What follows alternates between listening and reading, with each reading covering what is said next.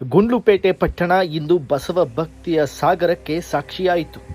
ಜಗಜ್ಯೋತಿ ಬಸವೇಶ್ವರ ಜಯಂತಿಯನ್ನ ಸಾವಿರಾರು ಭಕ್ತರು, ಯುವಕರು ಹಾಗೂ ಕಲಾವಿದರ ಸಮ್ಮುಖದಲ್ಲಿ ವಿಜೃಂಭಣೆಯಿಂದ ಆಚರಿಸಲಾಯಿತು.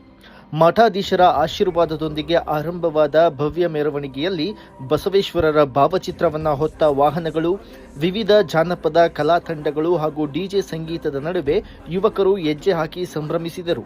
ಪಟ್ಟಣದ ಪ್ರಮುಖ ರಸ್ತೆಗಳಲ್ಲಿ ಸಾಗಿದ ಮೆರವಣಿಗೆ ಭಕ್ತಿಯ ಜೊತೆಗೆ ಸಾಂಸ್ಕೃತಿಕ ವೈಭವವನ್ನು ಅನಾವರಣಗೊಳಿಸಿತು.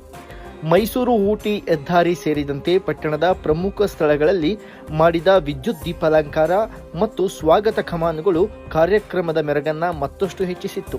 ಸುಮಾರು 20,000ಕ್ಕೂ ಹೆಚ್ಚು ಜನರು ಭಾಗವಹಿಸಿದ್ದರೆಂದು ಅಂದಾಜಿಸಲಾಗಿದೆ.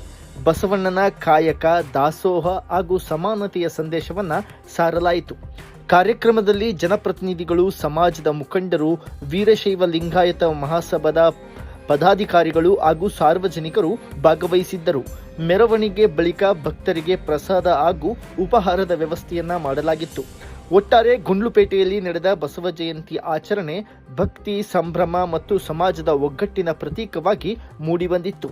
ಬಸವ ತತ್ವಗಳ ಘೋಷಣೆಗಳೊಂದಿಗೆ ಇಡೀ ಪಟ್ಟಣ ಬಸವಮಯವಾಗಿ ಕಂಗೊಳಿಸಿತ್ತು.